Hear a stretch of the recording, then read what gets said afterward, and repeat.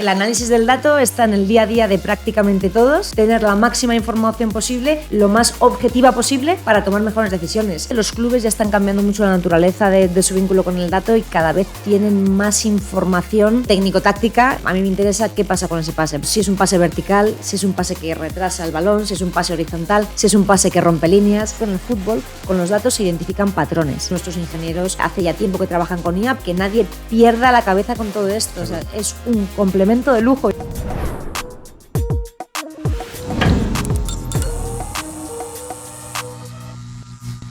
Bueno, bienvenidos como todos los martes a un nuevo episodio de las Sports Talks de Impulsing. Yo soy Alex Tusamen y hoy vamos a hablar del dato. Hoy hemos traído a Sara Carmona, analista, directora de análisis de datos en YouFirst y creadora de contenido y analista en La Liga. Sara, bienvenida. Muchas gracias, que llevamos tiempo preparando este episodio. Muchas gracias por acercarte desde Valladolid aquí a nuestro estudio a grabar esta entrevista. ¿Qué tal? Bueno, muchas gracias a ti. Tenía muchísimas ganas. Justo cuando estábamos intentando cuadrar hace un añito lo tuvimos que posponer, pero súper contenta de estar aquí y me gusta mucho el enfoque que dais a las charlas, así que yo creo que me puedo unir a esa forma de verlo. Bueno, ahora contamos por qué se ha pospuesto esta entrevista, que lo dejaremos para mitad de la entrevista final, así que quedaros ahí, habéis visto cómo os meto el gancho, quedaros para descubrir por qué lo hemos pospuesto, porque es un tema también muy interesante, no solo de la parte profesional, sino también de la personal. Eso es. Y bueno, vamos a hablar hoy del dato. Sara, yo tengo mucha curiosidad, ¿no? Porque yo no tengo ni idea. Al final nosotros trabajamos con datos, pero de otro tipo, de usuarios, plataforma, visitas al día. Pero vamos a hablar del dato, podemos decir, en el fútbol, porque tú trabajas toda esa parte de datos específicamente en el fútbol, ¿no? Que es la primera duda que tengo. Dentro de YouFirst, mi departamento, el departamento de análisis de datos, también da servicio al área de baloncesto. Trabajamos muy bien con ellos, pero es cierto que en volumen y también un poco en desarrollo y en mi expertise y el expertise del departamento tendemos a tener más volumen de trabajo con fútbol. Vale. El análisis del dato. Ajá. ¿Eso qué es? ¿Para quién es? ¿Quién lo utiliza? ¿Por qué se hace? Ahora está muy de moda, ¿no? Porque hablábamos tú y yo fuera de cámara esa diferencia, ¿no? Entre análisis de datos, Big Data, ¿no? Aquí hablamos de análisis de datos. ¿Qué es eso del análisis del dato? ¿Para quién es? Bueno, yo creo que el análisis del dato está en el día a día de prácticamente todos, ¿no? Aunque evidentemente hay diferentes grados.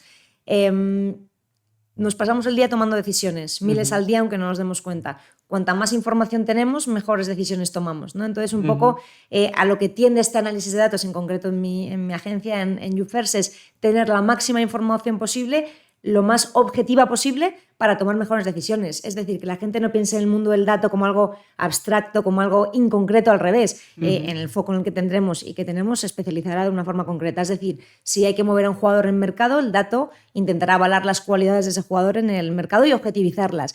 Si estamos en otro proceso distinto de captación de jugador, intentaremos captar mejor talento. Pero el análisis de datos luego tiene muchos apellidos y muchas formas de concretar y ahí es donde creo que reside lo bonito de todo esto, que si se especializa creo que gana mucho potencial. Sabes que esto es un podcast, al final esto es un altavoz para nuestra plataforma, para impulsing.com, que es al final una red para todo aquel que quiere trabajar en el mundo del deporte. Bien.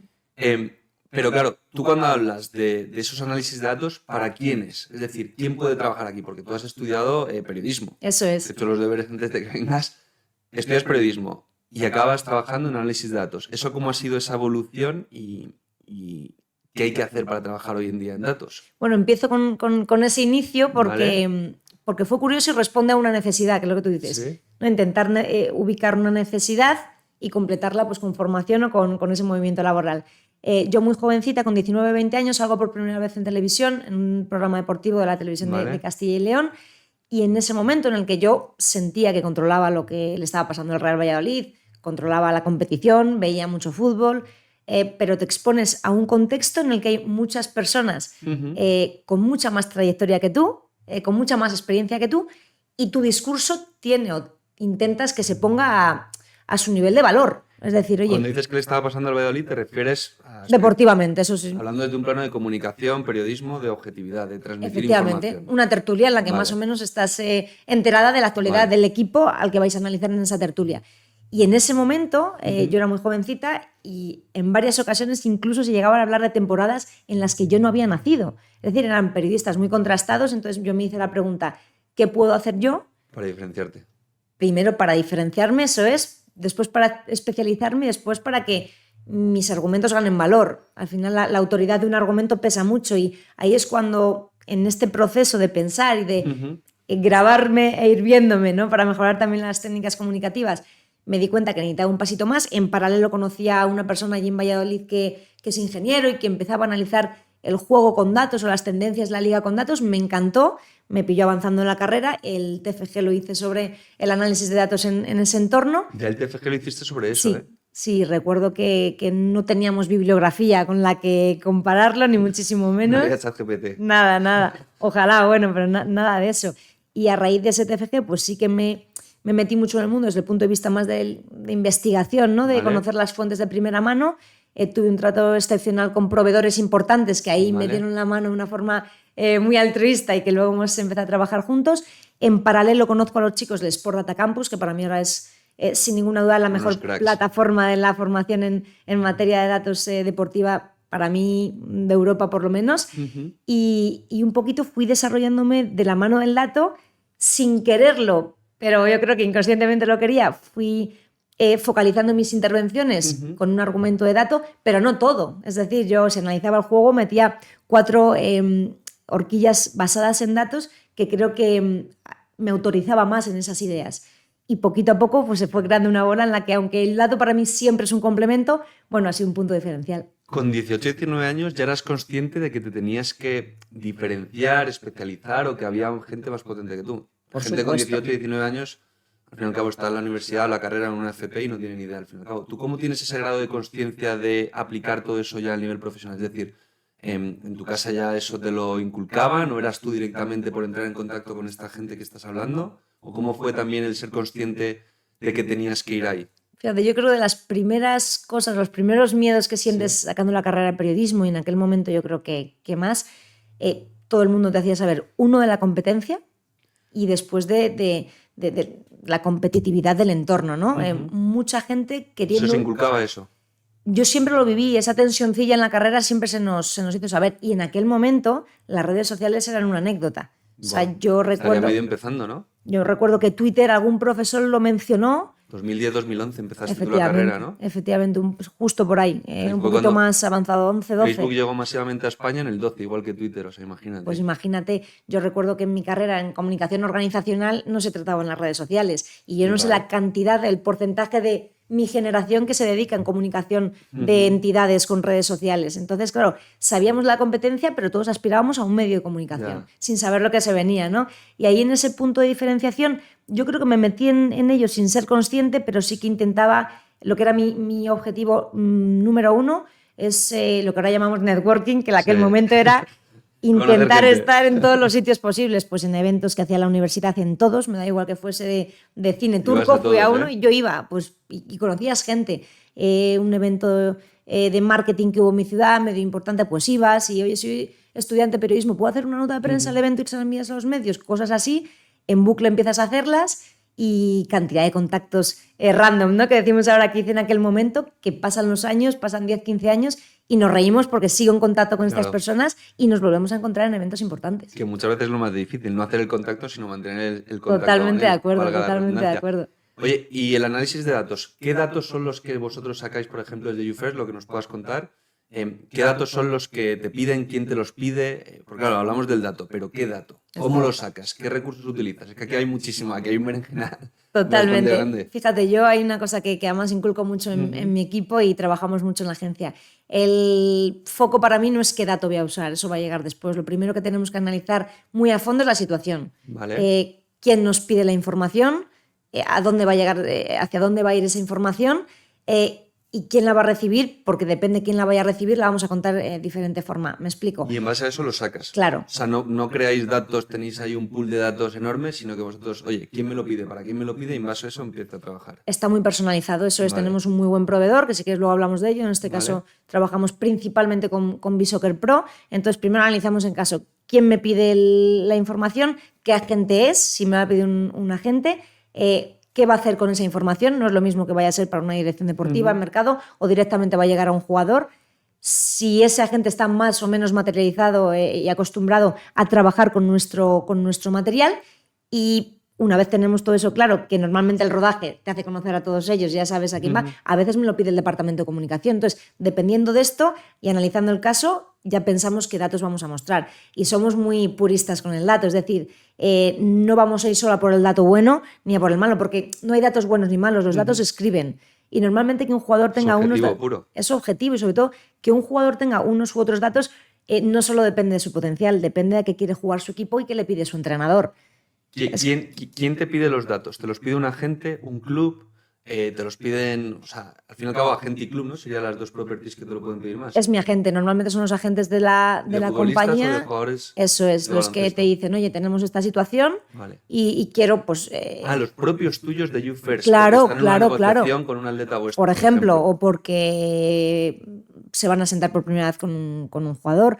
La situación cambia, ¿no? Pero el objetivo es, yo creo siempre lo mismo, enriquecer todo el speech y todo el contenido que va a llevar los activos de You First, nuestros agentes, para con el jugador, porque todo lo que hacemos en You First, prácticamente todos los departamentos, tiene un foco que es el cliente, que es nuestro jugador, y todas las fuerzas suelen enfocarse a mejorar todo el servicio que se le va a dar a ese jugador.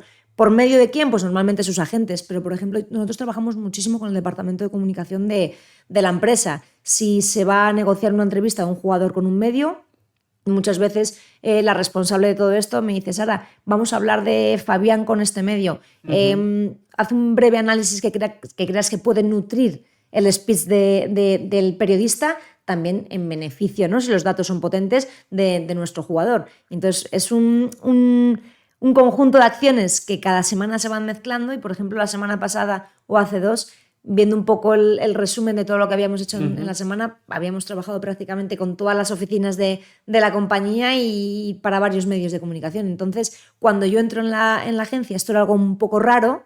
¿Cuándo entras tú en You First? Hace 4 años aproximadamente. Estaba la pandemia ya empezando a mitigar, pero yo cuando empezaba a ir a la oficina todavía tenía que firmar mi director un formulario, un pequeño permiso para justificar por qué me movía a la oficina. O sea que parece que ha pasado mucho, no ha pasado tanto, es el año 2021. O sea, lleváis trabajando los datos bien 4 años. 4 o 5 pero años. Fuisteis prácticamente pioneros, porque antes eso no se hacía. Sí. Yo creo que sí, sobre todo pioneros porque la empresa no solo cree en el dato, ¿no? Cree en el ecosistema que esto genera. Y en You First hay movimientos muy constantes en los que la gente sigue queriendo mejorar sus procedimientos, sus procesos, y entonces el dato de alguna forma ha entrado en muchos departamentos de forma muy fluida. O sea, una cosa ahora te llaman de todos los departamentos para todo. Una cosa es analizar un jugador y otra cosa es que haya un responsable de expansión que quiera mejorar su toma de decisiones con el dato, que ya lo hacían, que ya lo hacen, que hay gente brillante en ese sentido en la empresa, que cree en el dato y que encima nosotros podemos mejorar sus cosas y ellos nos enseñan muchísimo también. ¿Esos datos qué pueden ser? Cantidad de pases, goles, asistencias, obviamente es lo más básico, pero luego esos datos más concretos, ¿no?, que aportan ese valor diferencial, ¿cuáles pueden ser, por ejemplo? Luego hay cada empresa o cada entidad, yo creo que todas las empresas, casi todas trabajan con datos, tú lo acabas de decir, de una forma muy genérica. Una cosa es el dato técnico-táctico del jugador y otra cosa es la cantidad de información que una empresa como la nuestra puede generar. Pues simplemente ayudamos a que todo ese volumen de información se maneje de la mejor forma posible, que los flujos sean lo más interesantes posibles, que todo el mundo pueda acceder de forma sencilla a esa información. O sea, una cosa son los datos generales, que todas las empresas los tienen, y luego ya centrándonos en nuestra materia prima, que es el jugador, los datos técnico-tácticos. Y ahí nos encontramos el pase, igual es el ejemplo más sencillo que podemos poner, pero hace poquito con la aplicación de la Liga o con el antiguo Media Coach, que era Performance, contabilizábamos más de 300 tipos de pases, que ahora mismo en el fútbol no 300 tipos de pases. Porque no es el pase en sí, es qué ha ocurrido antes, qué ha ocurrido después de esa acción y todo lo que genera. En el fútbol tenemos que tener en cuenta que no solo estamos hablando del dato del poseedor del balón, son datos de 11 jugadores de un equipo, 11 jugadores del otro, y también del balón que se va moviendo en diferentes momentos. Espero que estés disfrutando y aprendiendo de esta entrevista del negocio del deporte tanto como yo. Aprovecho para compartirte y recordarte que en impulsing.com puedes encontrar las mejores ofertas de empleo en el mundo del deporte, el fitness y la salud. Recuerda que puedes encontrar ofertas de empleo en clubes, gimnasios, federaciones, academias, medios, empresas de producto, pero no solo roles para entrenadores personales, fisios o nutricionistas, también para club managers, gestores, marketing, recursos humanos, finanzas o administración.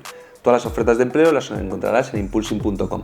Ahora te dejo seguir disfrutando de esta entrevista. O sea, por ejemplo, no solo hay que tener en cuenta el movimiento y la posición de 11 jugadores de un equipo, de 11 jugadores de otro, hay que tener en cuenta qué está pasando con el balón, y de qué manera se está moviendo en el campo. Y eso es lo que nos va a marcar la pauta de cómo analizamos también el resto de acciones y actores. ¿Y qué influye, por ejemplo, yo qué sé, tienes 300 pases? ¿Qué influye eso, sobre todo, en poner en valor a uno de vuestros deportistas? Para mí el pase en sí, el pase frío, el pase de forma individualizada, para mí vale poco.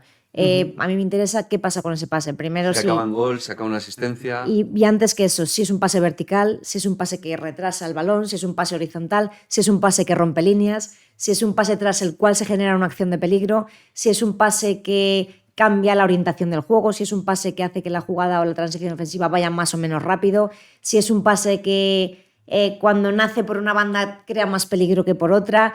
Es un desfase todo eso. Y esa información luego nos la piden los entrenadores, por ejemplo, los departamentos de, yo qué sé, un club de primera división que quiera conocer toda esa información. Normalmente los clubes ya están cambiando mucho la naturaleza de su vínculo con el dato y cada vez tienen más información técnico-táctica, entonces sus propios analistas lo van trabajando. Hay veces que el analista de datos pertenece al club, otros que pertenece al cuerpo técnico, pero ellos ya tienen sus personas especializadas para trabajar esto.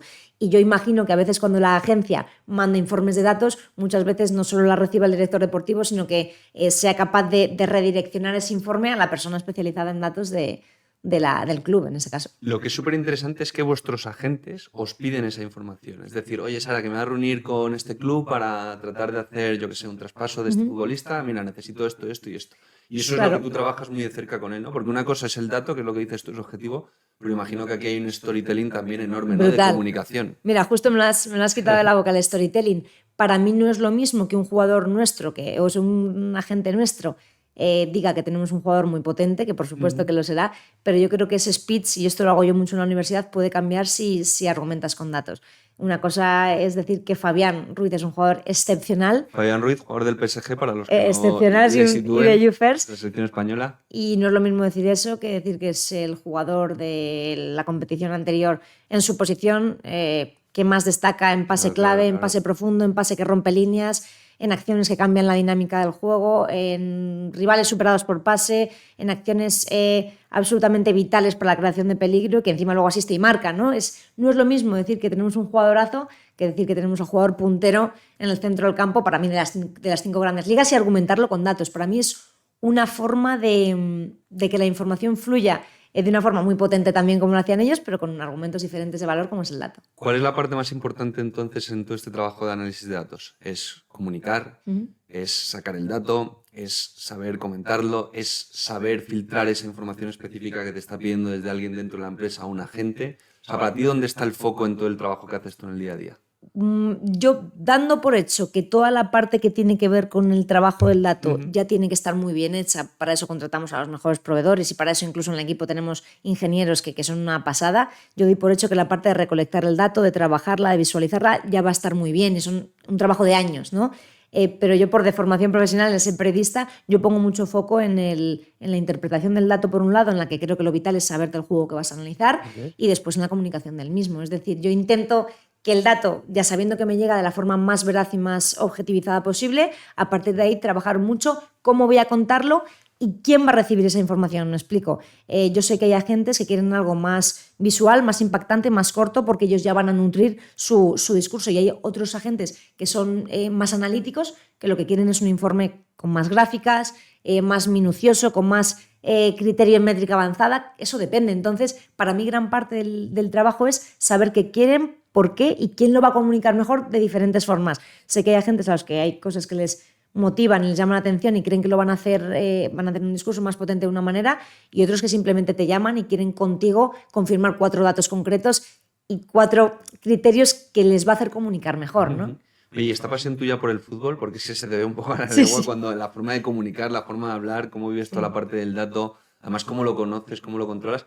¿Todo eso cómo se ha formado? Es decir, ¿a ti te gusta el fútbol desde muy pequeña?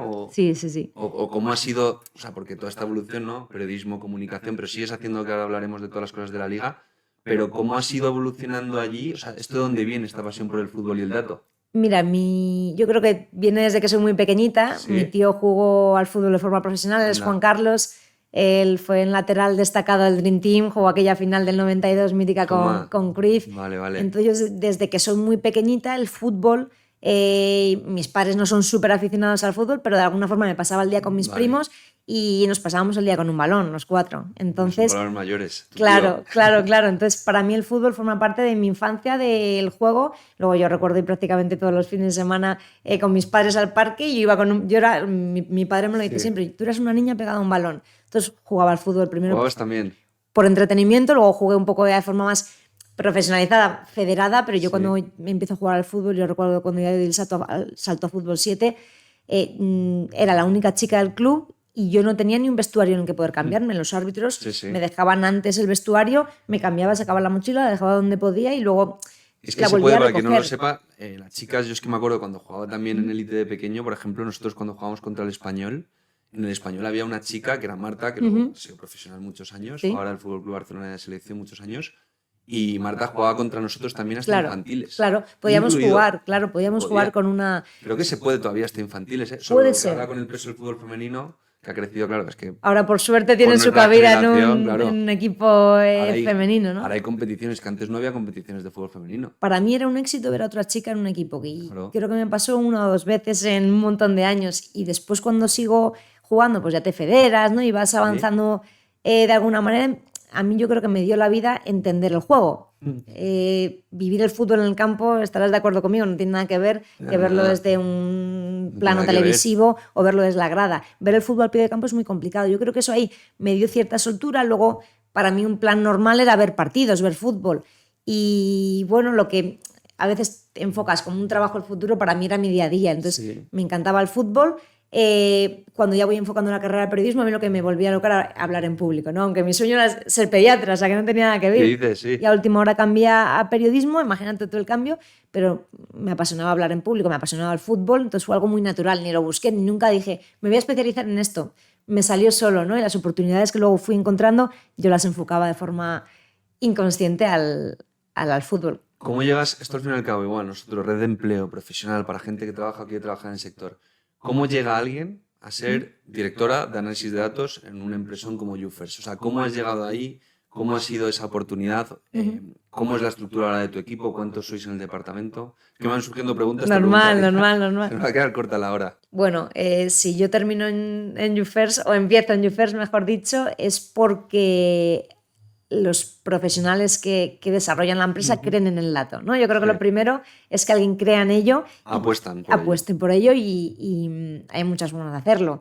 Pues simplemente contratar un proveedor y que te den claves y que alguien entre, pero ellos yo creo que creyeron en esto de una forma mucho más corporativa y mucho más profesionalizada. Entonces, no había departamento, no había nada. De hecho, fuiste tú la primera. Llegaste yo entré ahí y vale. Realmente cuando iba a la oficina yo me sentaba cada vez en un sitio, ¿no? Donde quería, porque realmente no pertenecía a un estamento fijo. Daba servicio un poco a todo el mundo. Entras, empiezas a contarle a la gente lo que haces, por qué crees en ello. Al principio hay gente que dice, ¿pero dónde vas? ¿Pero dónde vas, no? Con esto. ¿Cómo que 300 tipos de paseo? Totalmente. ¿No? Y luego es precisamente la gente que al principio puede ser más reacia, es la que luego al final acaba queriendo esto mucho más, ¿no? Por el efecto sorpresa a veces. Y sobre todo trabajamos mucho con el departamento de comunicación en aquel momento, entonces hicimos, yo creo que un desarrollo de mi trabajo en la agencia en doble vía.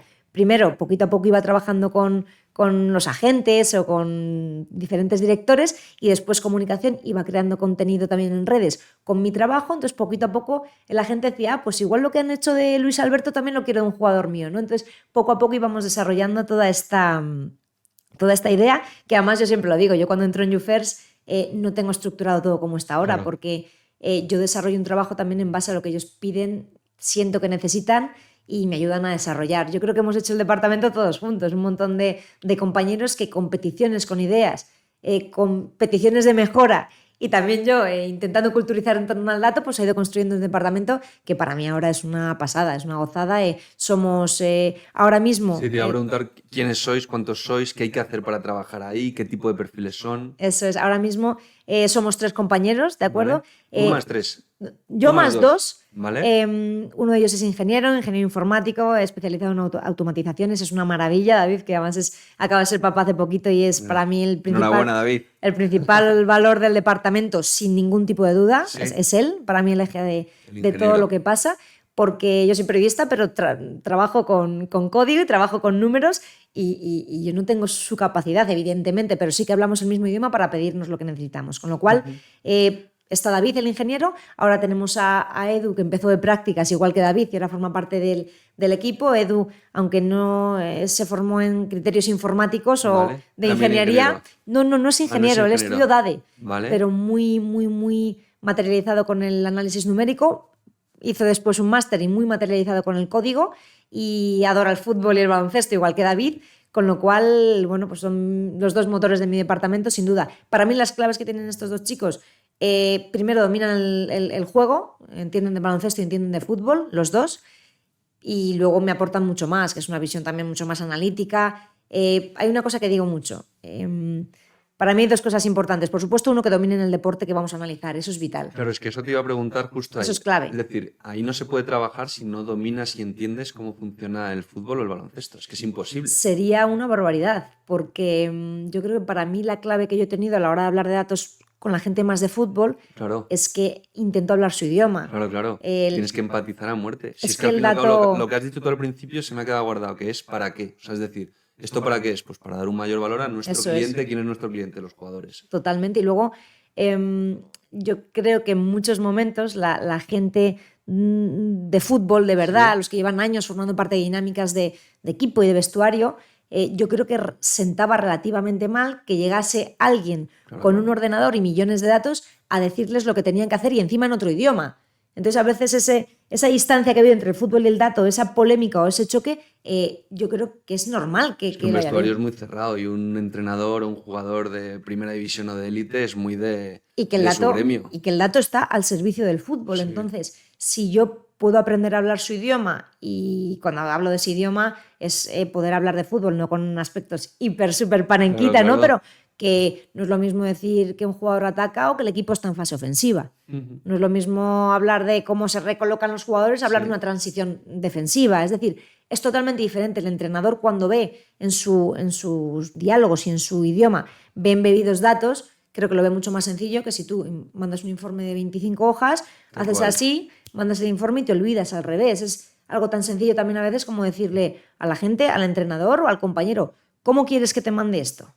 ¿Cómo lo vas a entender mejor? ¿Hacemos una reunioncilla? ¿Te llamo y te lo explico? ¿Quieres solo un impacto, una imagen potente que yo te explique realmente por qué? Tú se lo preguntas directamente, ¿qué quieres y cómo lo Claro, quieres? ahora ya les conozco, ¿no? Y sé cómo lo quieren, pero... No, es súper importante. O sea, afrontas eso súper directo a nivel operativo. Por supuesto, y hay una cosa que, aunque luego lo tratemos más a fondo, mira, en la liga con Beyond Stats intentamos dar una métrica avanzada, en muchas ocasiones muy compleja de entender, y la transmitimos primero con una imagen, con un vídeo, con una jugada real, que si puede ser que esté pintada y graficada en vivo, estupendo, ¿no? Porque vayas a ver el jugador del que vamos a hablar de un desmarque de ruptura, le vas a ver pintado, le vas a ver con la senda que deja, vas a ver el movimiento con o sin balón y vas a ver incluso la velocidad a la que va, ¿no? Entonces, primero esa imagen potente. Después, el dato ya lo vas viendo realmente aplicado a una acción real de juego, con lo cual no es un dato frío y ajeno y apartado, es un dato que forma parte de una acción de juego que ellos han visto muchas veces y después va con una explicación, ¿no? Intentamos que la misma cosa esté explicada de las mayores vías posibles. Dicen que hay muchos tipos de memoria, la auditiva, la visual, ¿no? Pues intentamos atacarlas a todas ellas, porque el que tiene más memoria visual, el vídeo le va a dar la vida, y el que tiene más memoria auditiva, además vamos a explicarle lo que está ocurriendo. Y encima vamos a meter una imagen estática, una especie de infografía en la que vamos a ver todas esas acciones, las que hablamos con vídeo, pintadas en un campo para que la gente las pueda ver también en conjunto. Es decir, yo hablo mucho del dato, pero de alguna forma para mí el dato es lo último. Es decir, es el mal necesario para que hablemos de otras muchas más cosas. En primer lugar de fútbol, después de contexto, y después que si yo doy un dato se entienda el lenguaje fútbol en un contexto muy amplio. Es decir, lo que ha ocurrido antes, lo que ocurre durante y lo que ocurre después. Y encima si el vídeo es bueno, acaba en golazo y es de nuestros jugadores, pues perfecto. Para que la gente lo entienda bien, ¿en qué se diferencia tu trabajo en YouFirst de tu trabajo en la Liga? Porque en la Liga hemos hablado que eres creadora de contenido / analista. Y en YouFirst estás más centrada en la dirección del departamento de análisis de datos. ¿Eso en qué se diferencia? ¿Es lo mismo? ¿No? No tiene nada que ver.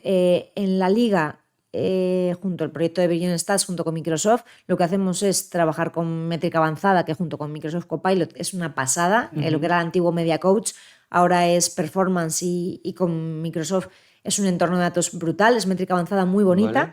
Y lo que hacemos todas las semanas en la liga es elegir un partido, elegir un equipo que esté bien, elegir un jugador que destaque y en ese entorno comunicativo meter datos potentes y métricas avanzadas. Entonces, Por ejemplo, perdona que te corte, ¿qué datos? antes del clásico estuvimos analizando a Kylian Mbappé, por ejemplo, Vale. o Jude Bellingham, ¿vale? Sí. Voy a poner un ejemplo muy, muy vistoso. No solo queremos hablar de que Jude Bellingham en un partido haya dado 125 pases, no queremos saber cuáles de ellos han roto líneas, cuáles de ellos han generado una ocasión manifiesta de gol y con qué conducciones Jude Bellingham, por ejemplo, ha superado línea de defensa rival y por consiguiente ha generado un balón que ha podido terminar o no en gol, pero que ha sido una de esas jugadas que levanta a la gente del estadio. Entonces es muy bonito ver cómo mezclas con un mensaje relativamente sencillo una jugada espectacular con un dato realmente complejo de entender, pero que cuando lo fusionas la gente lo entiende mejor, ¿no? Y mezclamos el dato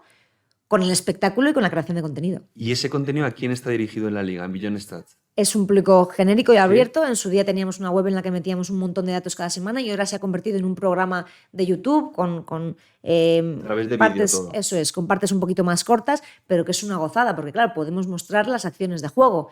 Y ¿Todo en YouTube o todo en cortáis YouTube, en abierto. Todo en vertical YouTube. también en A otras día de plataformas? hoy todo en YouTube en abierto. Sí que se genera material en vertical para shorts Vale. de YouTube. También lo mueve la liga en sus propias redes. Hacemos incluso muchos challenges y muchos quiz de datos, Qué ¿no? Por cracks. ejemplo, Lo he visto alguna estos son los 4 jugadores con más pases a último tercio. ¿Sabrías decirme quién es el primero? Y la gente se pica, los pone, los analiza y ahora he puesto un ejemplo del Real Madrid, Sí. pero también es muy bonito ver cómo hace poquito analizamos al Sevilla, ¿no? Empezamos a ver criterios que empezaban a cambiar en el Sevilla, cuestiones que pasaban a tener mucha más eficacia que, por supuesto, la temporada pasada y ver gente del Sevilla decir, ostras, pues muchas gracias por este contenido porque sentíamos que algo mejoraba, ¿no? Pero igual nos faltaba ponerle nombre o hace un par de semanas hemos analizado el Rayo Vallecano y también ha sido una pasada. Intentamos siempre que el dato esté muy democratizado porque lo bonito es que aquí no solo tienen contenido los equipos muy Claro.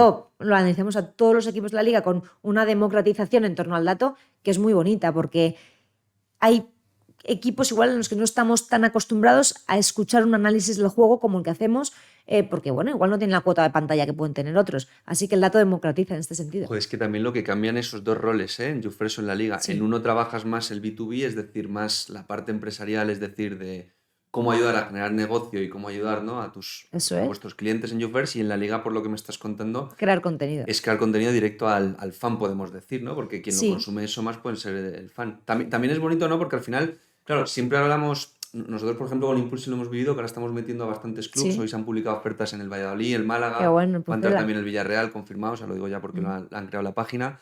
Y claro, nosotros, por ejemplo, se publicó un empleo el Valladolid ayer, ¿no? Nosotros, a diferencia de LinkedIn, tenemos una sección que se llama Trabaja con nosotros. Qué bueno. Entonces, la gente puede dejarle el currículum al Valladolid y el Valladolid puede ir creando pools de talento de filmmakers, datos, preparadores guay. físicos, que Qué eso es lo guay. que nos diferenciamos nosotros, por ejemplo, de LinkedIn. Qué bueno.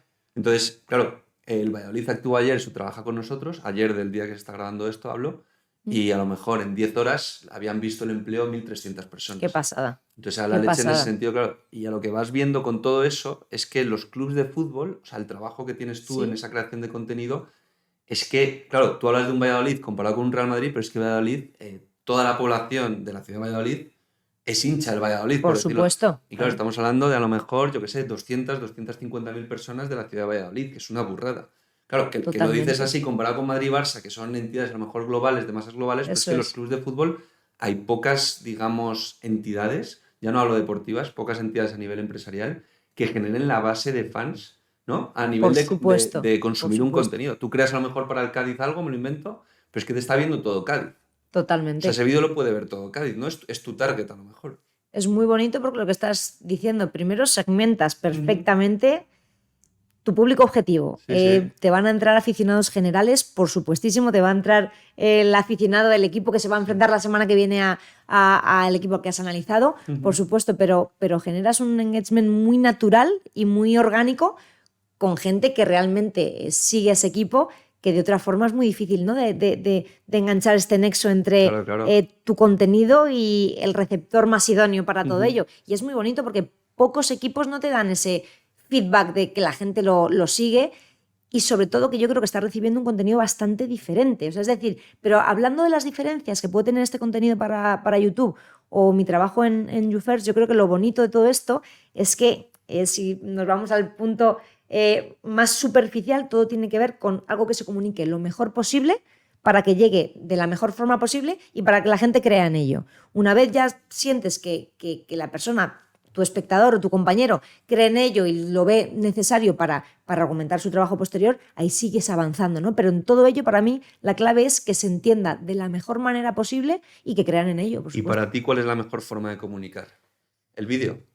¿O depende, por ejemplo, depende. en YouFirst es lo mismo que en la Liga? No. O sea, No tiene nada que ver. En YouFirst a lo mejor te piden un informe y se lo pasas Claro, en un PDF. lo que pasa es que, por ejemplo, los informes cada vez son más visuales, los informes cada vez ellos los trabajan y los entienden mejor y sobre todo que la industria va cambiando y cambiamos con ella. Cada vez se visualiza de forma más potente la información en fútbol, cada vez hacemos infografías más fáciles de entender. Sí que es cierto que no ¿Hacéis es mucha infografía? Sí. Muchas veces el proveedor nos las da y otras muchas las generamos nosotros. Y sobre todo queremos transmitir Que se entienda.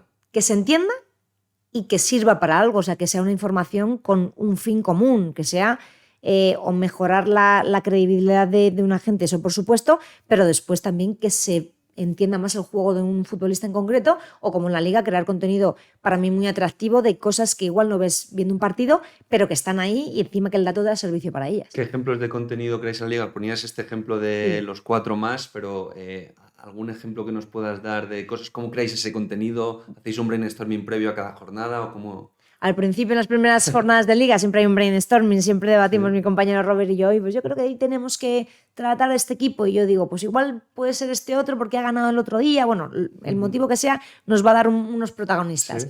Y después de esos protagonistas, lo que hacemos es, primero, intentar explicar algo un poquito más complejo de lo que tú te puedes dar cuenta viendo el partido. Es decir, para mí decir que hay un equipo que es el que más recuperaciones rápidas tras pérdidas genera, me parece muy interesante, ¿no? Porque ya estás hablando de las intenciones clarísimas de un equipo, ¿no? Y no es tan fácil verlo de primeras. Sabemos que Pedri es un jugadorazo, pero fuera de todo lo que hace o hasta hace muy poquito, ha sido el máximo recuperador de la Liga.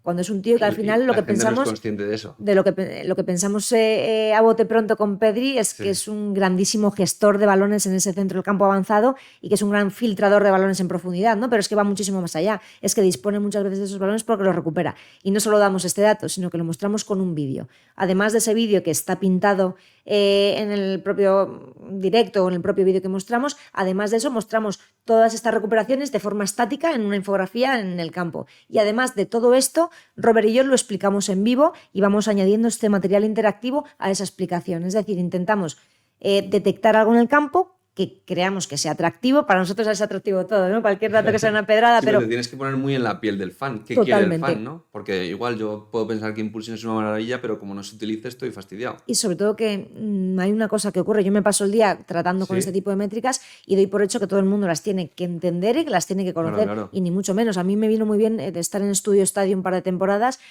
porque a veces...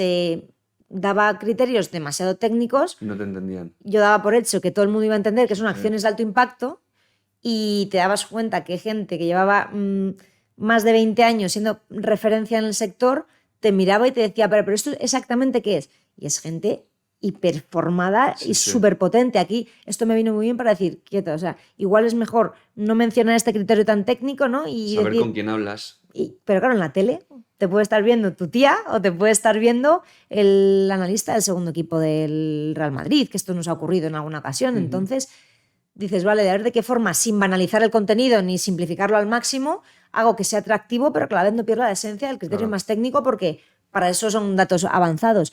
Ese equilibrio poco a poco lo vas cogiendo, y yo en su día, en el día después, también me ayudaron mucho todos los compañeros a que fuese lo más atractivo, pero lo más profundo posible, y poquito a poco te vas dando cuenta que acciones de alto impacto se pueden explicar de forma muy sencilla, ¿no? Todas aquellas acciones que facilitan un gol o que hacen que el gol llegue, y luego lo puedes facilitar más cuando estás creando contenido en YouTube, que lo decimos mucho Robert y yo.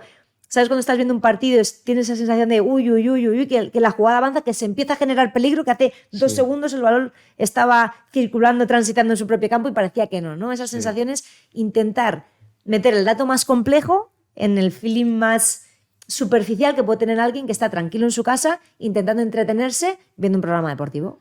Yo he escuchado muchas entrevistas tuyas. Hoy Sí, estamos intentando que sea contenido diferente a lo que totalmente has comunicado en distinto. otros lados. Y también tengo mucha curiosidad a nivel profesional, igual, en un mundo que es muy complejo como la televisión, la Sí. liga, YouFirst, que son empresones, que hay una competencia tremenda. ¿Cuáles tú crees que han sido las claves que te han llevado, pues eso, a dirigir un departamento de una empresa top como YouFirst o a tener un programa con Mm, la liga bajo la marca Microsoft? Joder, son cosas muy chulas. Ahí yo me quedo con las cosas que estás diciendo también de comunicación, ¿no? totalmente. De saber con quién hablas, cómo has llevado tú esa relación con tantos compañeros, muchos de ellos altas personalidades, gente muy reconocida, con muchos años de experiencia. ¿Cómo es la gestión esa un poco emocional con toda esa gente?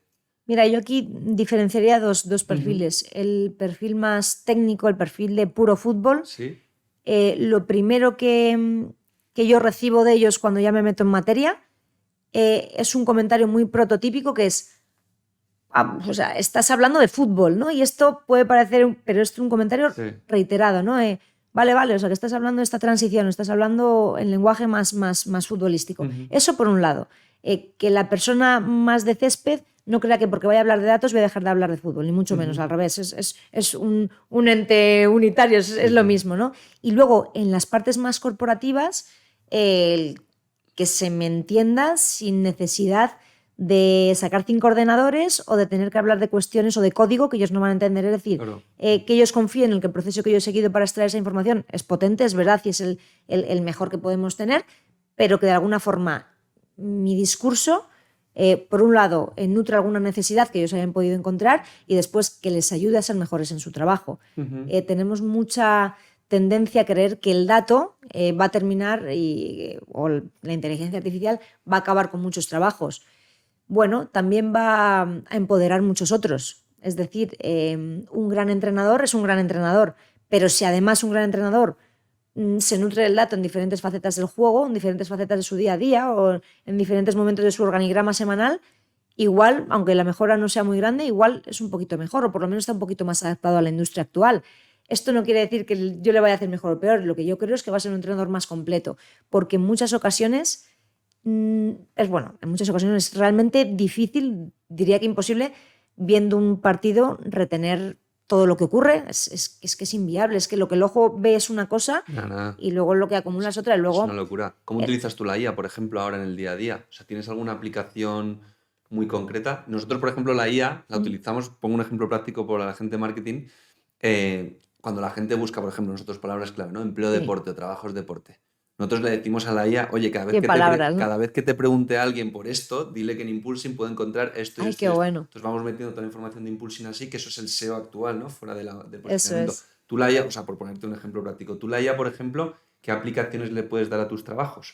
Pues mira, siempre que trabajamos con grandes proveedores o con buenos informáticos o con volúmenes de datos tan amplios, ahora lo llamamos IA, pero hace muchísimos años que los ingenieros y los proveedores y parte del equipo habla de Machine Learning, ¿no? Ujú. Intentar enseñar a la máquina a que tenga la máxima información posible para que nos devuelva información, Sí. la mejor información posible, ¿no? Ujú. A súper gran escala. Entonces, la IA, el Machine Learning que hemos tratado en muchas ocasiones y esa facilidad con estas nuevas tecnologías de tratar grandes volúmenes de datos siempre está implícito cuando tú contratas un buen proveedor. Ese Ujú. proveedor ya lo está trabajando. Cuanto mejor lo trabaje, mejor te nutres tú de ello. Y luego, cuando ya se refiere a mi propio departamento, nuestros ingenieros hace ya tiempo que trabajan con IA, primero para optimizar procesos. Antes hacer código era una auténtica locura. El ingeniero estaba súper materializado, pero mi otro compañero no estaba tan familiarizado con ese código y ahora lo crea de una forma mucho más sensible, mucho más sencilla, mucho más fácil de entender y mucho más fácil de interpretar también, que eso a mí me pasa. Yo en su día cuando en el máster intenté trastear con código, yo no tenía las cualidades que Ujú. había que tener porque hay que estar años aprendiendo ese lenguaje para Sí, sí. exteriorizarlo y ahora puedo preguntar a la IA cosas muy sencillas, le meto un código, detéctame qué error he cometido, que igual me muestra 25 Claro, en un claro. error, ¿no? Yo creo que es una herramienta que facilita y que ya nuestros proveedores y nuestros ingenieros trabajan de una forma mucho más implícita en su trabajo. Claro, pero tú lo tienes que entender, es decir, tienes que entender cómo dar esa información para luego poder comunicarte bien con tu equipo, por ejemplo, con tus Sí, dos, el ingeniero y el de data, claro. ¿no? Porque Al si no final, es imposible, o sea, si tú no lo entiendes, o sea, no digo que lo sepas ejecutar, claro. pero joder, si no lo entiendes, por ejemplo, un rol como el tuyo sería imposible de llevar a cabo. Es imposible. Al final yo a mi ingeniero le pido cosas con un lenguaje que ya tenemos común, que nos entendemos perfectamente, pero también tienes que entender hasta dónde llega él para saber qué pedir. Esto es como cuando vas a un restaurante. Si tú llegas a un restaurante y no te dan la carta, tú vas a pedir lo que te puedes imaginar que se puede hacer o no, pero cuando llegan y te dan la carta y sabes todo lo que hay que pedir, tú ahí dices, ojo, puedo pedir muchas cosas, me pueden dar muchas cosas y yo las puedo ofrecer. Es decir, aunque yo nunca vaya a tener el nivel que tiene un ingeniero informático, porque eso sería un insulto hacia todos ellos decirlo, y yo soy periodista y siempre lo he dejado súper claro, sí que creo que tengo la capacidad ahora mismo de entender qué quiero, entender qué me pueden dar y sí que sé pedirles lo que necesito. Y yo creo que con David hacemos un tándem espectacular, primero porque es un auténtico crack y después un trabajador impecable en todos los aspectos y después porque ya sabemos que nos podemos dar el uno al otro y nos lo pedimos con nuestro idioma, ¿no? Si tuvieses que elegir un dato creado, inventado, ¿cuál te gustaría saber? ¿Algo que a lo mejor se te ocurra o para el medio plazo o el día de mañana, hacia dónde crees que va a evolucionar todo esto? ¿O alguna métrica que crees que ahora no es tan importante y que lo va a ser? ¿O algo que pudieses inventarte tú? Pues fíjate, por mucho creo que pensara y por mucho que fantaseara con un dato en concreto, sería raro que no sea un dato que ya estuviéramos trabajando en algún entorno. ¿Crees que no puede haber algo así diferencial? Por supuesto que podemos medirlo, pero para que te hagas una idea, ahora mismo en el fútbol, el expected goal, el gol esperado, lo habrás escuchado en alguna ocasión, no solo vale el gol, ¿no? O sea, el gol obviamente es el hecho más importante que ocurre en el fútbol, pero hay otras muchas acciones que podemos medir el peligro que tienen antes de que se conviertan o no en un disparo. Me explico. Un remate a portería antes de ejecutarse ya tiene un valor. Es decir, marque o no el jugador, ya sabemos a cuánta cantidad de peligro se ha expuesto. Y lo mismo con los porteros. Es decir, ya no solo medimos lo que ocurre, sino realmente el rendimiento que tiene con respecto a lo que se ha enfrentado. Ejemplo sencillo, un jugador antes de lanzar tiene esta X probabilidades de que ese remate termine en gol. Si la probabilidad era muy bajita y marca, ha rendido por encima de lo esperado. Si la probabilidad era súper alta porque era un pase de la muerte, estaba prácticamente sobre la portería y la falla, también podemos medir si ha rendido por debajo de lo esperado. Igual con los porteros, pero es que vamos más allá. La amenaza esperada ahora mismo, que es otra métrica avanzada que cada vez se trabaja más en el fútbol, no solo mide la implicación de estos jugadores que finalizan, no, del jugador que ya participa en la jugada de forma previa, unos pasitos anteriores, ya sabemos cuando el balón pasa por sus pies, qué capacidad sumativa tiene de crear peligro en una jugada. Es que por mucho que yo piense en datos que quiera sacar, es raro que no estén. Y te estoy poniendo un ejemplo que lleva años, pero para mí un dato que me vuelve loca, ¿no? Las conducciones de alto impacto. ¿Qué ocurre cuando un jugador conduce el balón? Porque cada uno lo conduce de una forma. Hay jugadores que conducen al espacio y otros jugadores que conducen buscando la marca rival. Y esos jugadores tienden a romper líneas, los otros también la rompen de otra manera, hacen que la jugada avance y todo eso lleva una cantidad de datos implícitos detrás que nosotros medimos y nos encanta. O sea, cuando un jugador recupera el balón, puede recuperarlo en circunstancias normales, con sus compañeros en su campo y con los rivales en otro, pero hay muchos jugadores que tienden a recuperar el balón en ventaja, que recuperarlo en puestos avanzados, dejando entre su camino y la portería rival menos rivales que compañeros. Esto es interesantísimo, es decir, el que roba generando circunstancias de peligro. Y no suele ser casualidad, son datos que tienden a reiterarse y que tienden a convertirse en acciones que les definen, con lo cual el dato va más allá. La frase de dividir en el fútbol. Claro, divide. Totalmente. Y lo bonito es que muchas veces esas palabras tan de césped siempre tienen un dato. Y una de las cosas que más me gusta a mí de mi trabajo es, estoy viendo un domingo un partido y lo estoy viendo y veo que un jugador empieza a llamar la atención y juego a decir, vale, este jugador habrá roto hoy el ranking en este partido de rivales superados por pase. Creo que este jugador sí que va a tener un buen dato en pases en último tercio. Creo que este jugador en pase profundo, creo que esta jornada y acumulando con toda la temporada ha estado bien. Entonces también es un poco un juego personal, ¿no? Decir, ¿este jugador habrá llegado a este ranking? Que creo que sí. Muchas veces te sorprendes viendo que sí, viendo que no, pero lo bonito es que normalmente te encuentras nombres mucho menos conocidos en rankings hiperpotentes, ¿no? Que eso es lo bonito, cuando el dato te sorprende, que así se juega también muy bien. ¿Cuánto hay de lógica y cuánto hay de esencia? O sea, es decir, el fútbol al final es un juego de... O sea, quien falla menos gana normalmente. Totalmente. Pero luego se analiza todo, ¿no? Por el impacto que tiene en todos lados. Y en vuestro trabajo, ¿cuánto hay de verdad de lógica? De, oye, si pasa esto, pasa lo otro, ¿se puede predecir o no? y cuánto hay de esencia, que no sabes lo que va a pasar. Oye, a lo mejor un día uno tiene el día iluminado y marca 3 goles, hay otro día que no los marca. O sea, eso se puede predecir de verdad, se puede analizar, se puede... O sea, al final nada te garantiza nada, ¿no? Pero cuanto más lo perfecciones, pues más opciones tendrás de tomar mejores decisiones, como dices tú.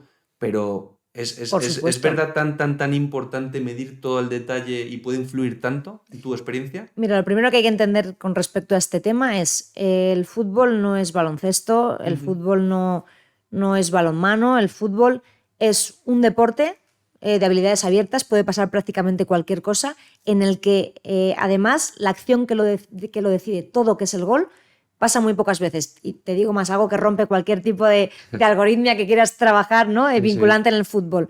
Un equipo puede ganar un partido sin haber anotado ni un solo gol. Claro. Porque el rival se ha marcado en propia. Sí, sí. Este es el ejemplo que siempre se pone al inicio en las conferencias para que todo el mundo se mantenga al margen. Es decir, esto no es como en el baloncesto, que sí que debe haber una tendencia clara. El equipo que más veces se expone a la canasta lanzando, pues más puntos acaba consiguiendo. Claro. Esto no tiende a ser así en el fútbol, con lo cual puede pasar cualquier cosa y es uno de los motivos explicado de forma súper superficial por el que para mí la predicción en el fútbol todavía es lejana. Siempre hay un compañero de la liga, Robert del Campo, que siempre dice si esto fuese adivinar quinielas no estábamos aquí, bueno, estamos todos en una isla desierta porque por supuestísimo que en el fútbol para mí predecir es muy complicado y es lo bonito que tiene todo esto, pero sí que creo que en el fútbol con los datos se identifican patrones. Un patrón que ya te hace entender mucho mejor a un jugador rival, creo que te hace entender mucho mejor cómo puedes disponer a tu propio equipo. Y ya no es un análisis que solo sientes al verlo y analizarlo, es que además de lo que tú ves, va acompañado de datos. Con todo esto quiero decir que por mucho que yo viva del dato, que me vuelva loca, que me cueste analizar un partido sin mencionar cifras, que nadie pierda la cabeza con todo esto. Claro. O sea, es un complemento de lujo, y esto también lo digo muchas veces. El dato es un complemento de lujo. El protagonista es el balón, y lo bonito es que siendo el protagonista del balón puede pasar casi cualquier cosa. Los jugadores me lo dicen mucho, claro, es que un jugador puede tener una muy mala época personal, pues por supuestísimo. Claro. Y yo me acuerdo de Yago Barrasate una vez en una conferencia que le decía, oye, y tú cuando ves esos datos, ¿no?, de rendimiento, ¿para qué te sirven? Y decía una cosa súper sencilla y súper humana. Pues cuando veo que un jugador de repente mete un bajón importante, el dato me permite no ir a por él, ni corregirle, ni señalarlo, al revés.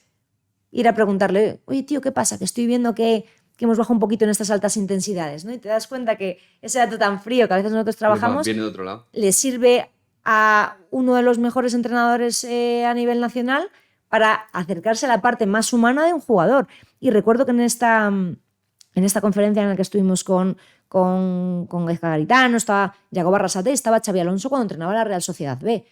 Y él trataba el dato también desde un punto de vista muy humano, tenía un equipo muy joven, la gente joven estaba más identificada y más cercana al dato. Parece una chorrada, pero los jugadores cuando se ven en el FIFA y ven sus datos, ¿no?, su ritmo, a veces me preguntan, oye, ¿tú ves normal que me hayan dado aquí esta cifra cuando no crees que yo soy un tío mucho más intenso? Flipas, y efectivamente, al final ellos están más familiarizados a hablar en datos también porque en nuestra naturaleza hace que hasta tengamos datos en nuestras redes sociales, en un clic, con lo cual nos acerca todo ello. Y oye, Sara, hablando de esa parte humana que mencionabas ahora previamente, Yago Barrasate, también quiero finalizar esta entrevista hablando de este último tema también que hablamos al principio. ¿Por qué habéis pospuesto la entrevista un año con Sara? Pues es por un tema personal, obviamente. Sara, para que no sepa, ha sido mamá.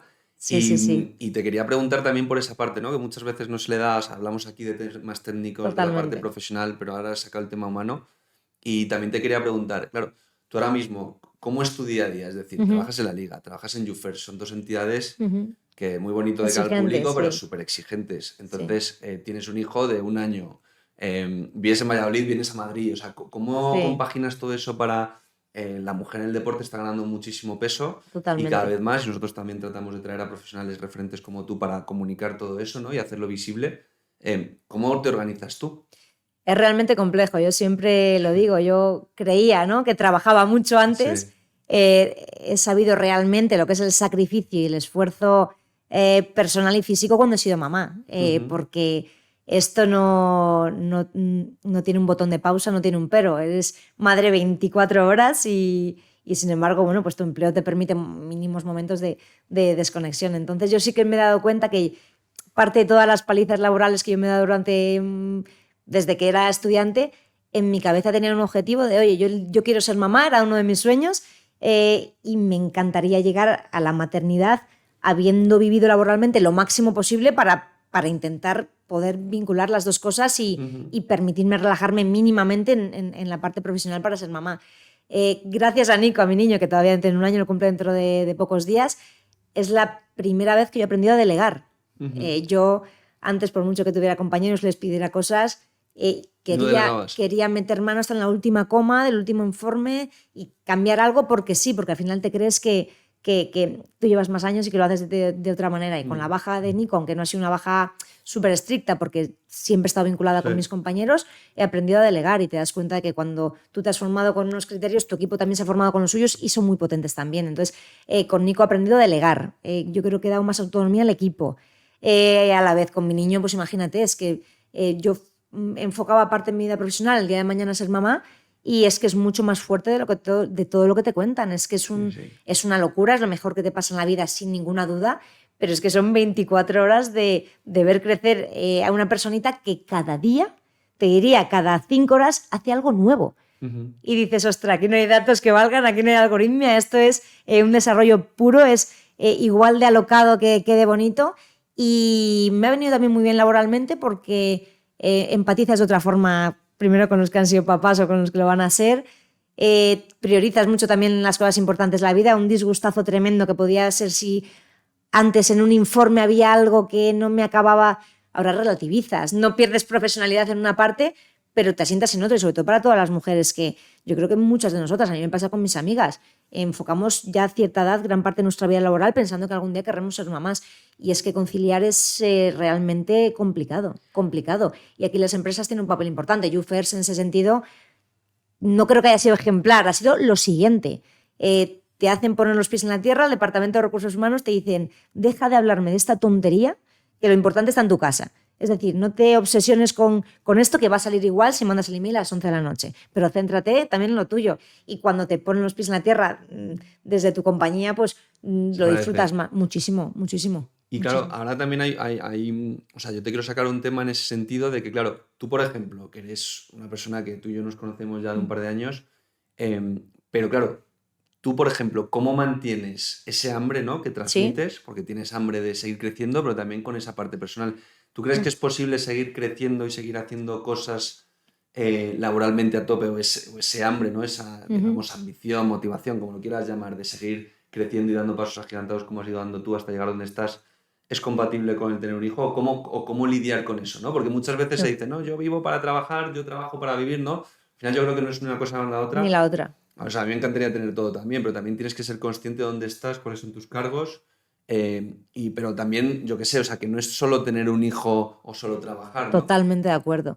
Creo que esto puede tener sentido con el apoyo de tu empresa, por supuesto, y con un buen equipo, en todos los sentidos, y con buenos compañeros que priorizan en echarte una mano, en hacerte ver que todo está bien, aunque tú no estés, evidentemente porque estás de baja, claro, al 100% como estabas antes, por supuesto. O sea, por una parte, la ayuda del equipo, y por otra, ir aprendiendo con el paso de los días y relativizando, como te comentaba antes. Yo ahora, con mi hijo, creo que estoy disfrutando mucho de Nicolás, precisamente porque toda la inercia que cogió el departamento y el trabajo previo que había hecho ha seguido rodando de alguna forma, ¿no? Y aunque pasan unos meses y sales un poco de la rueda, que yo lo hablaba mucho con mi chico, digo, ostras, que siento que estoy saliendo un poco de la rueda. Y cuando reactivaba ciertos proyectos me decían, ¿que estás disponible? Sí. Hace poquito me pasó hoy y para el congreso me dice, no me lo puedo creer, ¿puedes venir? Digo, hombre, claro, pues ahí lo tienes, preséntalo y da tu conferencia de todos los años, hoy, ¿no? Que te has venido a Valladolid. Claro, la gente te respeta tantísimo esa parte, ¿no?, que a veces incluso eres tú misma que dice, oye, que estoy aquí. Sí. Y esto lo tienes que decir tú. Claro, el teletrabajo me permite disfrutar también mucho de Nicolás, porque yo las horas o más horas estoy focus en el trabajo, pero luego ese momento del mediodía en el que Nico viene, o ese momento a partir de las 6 de la tarde cuando ya termino y el nene ya se ha dormido la siesta, ya ha merendado, es íntegro para él. Por supuesto que estás siempre. Más, ¿no? Ahora cuando trabajas vas más rápido, vas más a muerte. Y disfrutas más de todo. Ya. Eres más consciente de una cena con amigas, eres mucho más consciente de un congreso del trabajo, disfrutas mucho más este tipo de entrevistas, disfrutas más del contenido que puedes subir a redes y bueno, y lo de disfrutar del niño, por supuesto, porque es mi prioridad. Es que es una pasada ver cómo e intentas ver crecer esas dos partes, la profesional y la personal, es muy duro porque nunca va a crecer ninguna como tú quieres, pero lo que a mí me ha dicho mucha gente es el tiempo con tu hijo no va a volver en el mismo punto en el que estás ahora, y una reunión de trabajo creo que no es tan grave que se posponga X meses. Eso lo he entendido, aunque creí que nunca lo iba a entender. Es difícil eso, o sea, ahora en nuestra edad es entendible, pero yo me acuerdo que a mí eso me costaba y yo lo he hecho mal ahí, por ejemplo, en el pasado. ¿Sí? Sí, fatal. Pero en el sentido de que te creías que a lo mejor de algunos proyectos, ¿no? Yo me acuerdo, por ejemplo, yo monté un documental en la pandemia que se iba a ir a Amazon Prime del ascenso del Cádiz. Tenemos 80 horas grabadas. Qué bueno. Y se iba a ir a Amazon Prime o a Netflix. Y me acuerdo yo que, bueno, un tema personal igual, que una reunión no fui porque fui a otro tema personal y fui cabreado a ese tema personal y ahora lo veo en perspectiva y digo, fatal. O sea, en el sentido, lo que acabas de decir tú es algo como parece muy básico, pero a mí me parece muy difícil de identificar, muy top. De que esa reunión, o sea, o lo puedes gestionar o te puedes conectar por videollamada, lo puedes... O sea, hay que saber un poco en el momento qué es urgente, qué no, y qué es importante y qué no. Pero eso es muy difícil, ¿eh? O sea, que hemos hablado mucho de aspecto técnico al principio de la entrevista, pero ahora hablamos un poco más de la parte más de gestión emocional, que muchas veces se da, no... Cuando te piden las empresas, ¿no? Los típicos empleos, no, buena gestión de equipo, buena gestión emocional. Bueno, todo el mundo ve eso como, no, yo eso lo tengo, y una leche. Totalmente, mira, yo creo que ahí la clave, cuando captas talento para tu equipo, tú puedes tener un ingeniero que sea excepcional, pero si no es buena gente y buena persona... En situación de estrés. Es que luego vas a ver a la gente. Deberían ir enfrentados también a, oye, ha pasado esto y lo otro, y poner una situación muy real, ¿no? O incluso hacerlo práctico y real. Cuando tu equipo es más humano, tú vas a vivir mejor todas las facetas de tu vida laboral y la personal. A mí me han arropado cuando he sido mamá.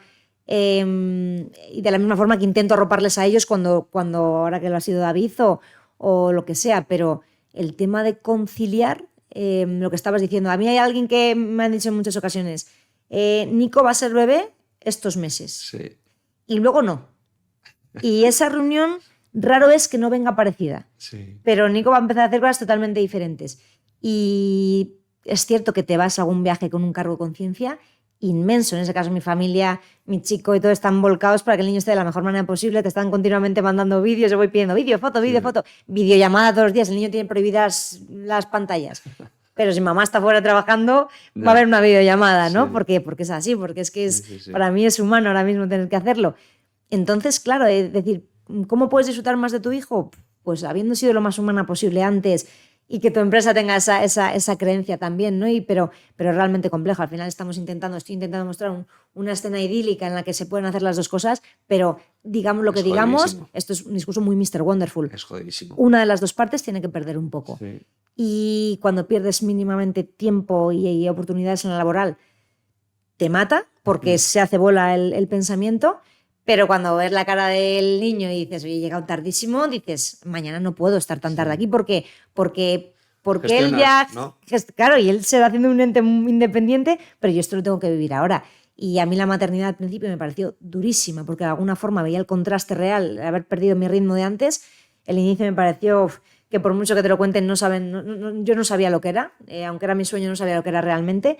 Y ahora que ya he sabido convivir con mi peque, vamos, no lo cambio ni por el mejor evento del mundo por el que antes pagaba yo por ir, ¿no? Ni muchísimo menos. Y mola, porque aunque tengas menos acciones, para mí tienen el triple valor personal, emocional y creativo incluso, ¿no? Voy diferente a los eventos desde que tengo a Nico y además antes tenías 10 cosas muy parecidas y ahora seleccionas. Y las que seleccionas pues vas a full, pero luego...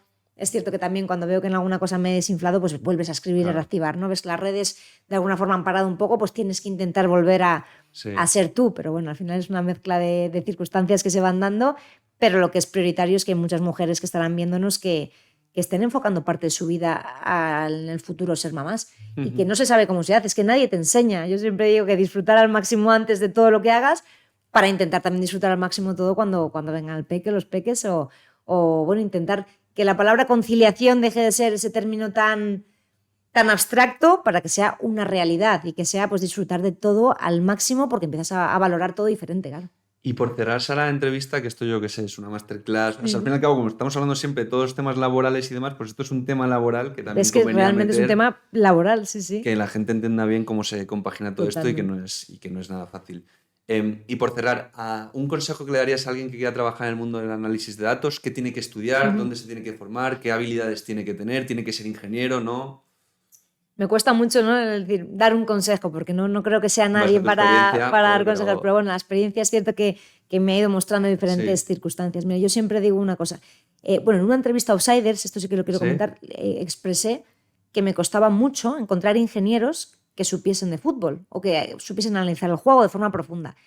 Y no te puedo explicar el aluvión de mensajes que me llegaron de: Sara, soy ingeniero, juego al fútbol desde que tenía 4 años, entiendo el juego y nunca me había planteado vincularlo. Entonces aquello me abrió una cartera nueva de posibles compañeros que fue espectacular, y con muchos de ellos he seguido hablando. Por el momento que ampliemos equipo estén ahí. Pero el consejo que yo daría es, si realmente vas a querer analizar un deporte, los datos van a llegar luego, pero por favor que el deporte se entienda de una forma sencilla, naturalizada, que se haya convivido de alguna manera con ese deporte, que si quieres analizar fútbol tienes que ver mucho fútbol, porque ver partidos te va dando mucha soltura en cosas que si lo estudias de forma teórica es realmente complejo de aprender. Entonces, que se domine el deporte, que se quiera analizar. O igual no es analizar técnico-tácticamente el fútbol, igual es la gestión financiera de un club. Pues empápate con todo esto, información que haya abierta, etcétera. Entonces, que no solo la gente se obsesione la parte más técnica, en la parte de gestión técnica, sino que la gente se fije en qué se va a analizar. ¿Para qué es? Porque cuanto más conozcas el fin último al que quieres llegar, mucho más vas a saber desempeñarte luego con esos caminos diferentes para llegar a lo mismo. Luego, por supuesto, que la parte técnica tiene que estar ahí. Los ingenieros, además, yo no puedo decirle a un ingeniero que tiene que saber, porque son ellos los que me explican a mí: podemos hacer esto, podemos hacer lo otro, con lo cual que su parte más informática se nutra con la parte deportiva que quieran saber, o con las fuentes de datos que van a querer trabajar. No, es que a mí me encanta el análisis financiero, ¿no? Que esto me pasa con mi compañero actual. Bueno, pues él ha tenido mucho rodaje con aspectos financieros, con datos abiertos a los que él ha accedido, que están todos en internet, o se descargan fuentes de datos abiertos para intentar acercarse más a ese, lo que decíamos antes, esa interpretación del resultado final. Y luego hay un montón de ingenieros que, yo siempre lo comento, comunicar es necesario. Somos nuestra propia marca personal. Tú vas a una entrevista y puedes haber buscado toda la información que vas a mostrar, pero la explicas tú. Entonces, que nadie olvide que la forma en la que mostramos los resultados de procesos largos es vital, que muchas decisiones en una entrevista final se van a tomar por cómo se ha explicado esa persona, ¿no? O por la empatía que yo he sentido que ha mostrado en esta entrevista, por cómo escucha o deja de escuchar, que a veces nos obsesionamos con esta última gráfica de un informe y la gente no va a saber si tú querías poner esa u otra, pero se ha quedado realmente con la forma en la que tú transmites esa idea. Sí, así que, o que Sara está representando a YouFirst, pero es Sara, no es YouFirst, es Sara que trabaja en YouFirst. Claro, eso es un tema que tiene mucho que ver con la marca personal, pero a veces es como mucho más sencillo que todo esto. Esto lo digo mucho en mis clases en la uni, es decir, ¿a quién de aquí le gusta hablar en público, le gusta comunicar? Cuando estoy con alumnos más técnicos, a muy poca gente le gusta comunicar. Pero es que hay muchas formas de aprender a comunicar, ¿no? Que comunicar es una habilidad que también se entrena, que es una frase que siempre comentamos en muchas formaciones. Es decir, hay cursos gratuitos o muy accesibles de técnicas de comunicación. Mi madre es psicóloga y también hace muchos años me dio un curso de técnicas de comunicación no verbal y de criterios comunicativos que te pueden cambiar un discurso por completo. Y luego hay técnicas que te hacen que tu mensaje tenga mucha más potencia. Vivimos en un sector, en el deportivo, que poner ejemplos potentes es mucho más fácil que alguien que viva en aspectos económicos, ¿no? Es muy fácil intentar poner números a un golazo de Kylian Mbappé. Sí. Entonces aprovechemos también el entorno en el que trabajamos y que no se olviden de que igual de importante es crear contenido veraz y bueno que comunicarlo de la mejor manera posible, tanto tú con tu forma de expresarte, como con las visualizaciones y el material que decides que vas a mostrar. Pues Sara, yo creo que es el mejor cierre posible. Muchísimas gracias por haberte venido a los Sports Talks de Impulsing. Recordad que tenéis el episodio en nuestro canal de YouTube, todas las plataformas de audio, los mejores clips de la semana en todas las plataformas en formato vertical, de redes sociales. Sara, millones de gracias. Gracias a ti, porque ha sido una pasada. Primero, poder retomarla. He estado súper a gusto y es un enfoque totalmente distinto a charlas que he tenido, así que me encanta porque al final estáis vinculados a lo más difícil, al máximo reto, que es encontrar la mejor oportunidad laboral para cada uno. Sí, a ver si conseguimos ahora, estamos dando ese cambio de red profesional de empleo a comunidad, pues sacamos ahora eventos, sacamos ahora foros Pues a por ello. Y vamos a pelear la recurrencia para que, por ejemplo, tú seas usuario de la plataforma y no solo alguien que busca empleo. Me parece genial. Así que nada, si queréis saber de análisis de datos, yo creo que esto ha sido el mejor episodio que hemos hecho, análisis de datos y de contenido, de creación de contenido. Hemos tocado también muchas cosas de comunicación y nada, darte las gracias de nuevo. A vosotros nos vemos próximo martes. Suscribiros, recordar que así podemos traer a cracks como Sara. Y nos vemos la próxima semana. Gracias, adiós, gracias a de nuevo. Muchísimas gracias. Adiós, Gracias. chao, chao.